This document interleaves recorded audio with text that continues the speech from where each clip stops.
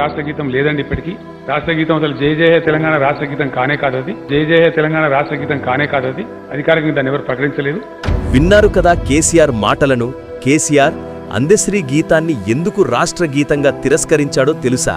అందెశ్రీ ఒక దళిత బిడ్డ కాబట్టి. కులాన్ని బట్టి మనిషిని గౌరవించే కేసీఆర్ లాంటి ఫ్యూడల్కు అందెశ్రీ రాసిన గీతం ఇంపుగా అనిపించలేదు. ఉద్యమ సమయంలో 4 కోట్ల తెలంగాణ ప్రజలను జాగృతం చేయడానికి పనికొచ్చిన అందెశ్రీ పాట రాష్ట్ర గేయంగా మాత్రం పనికిరాదని అవమానించిండు కేసీఆర్.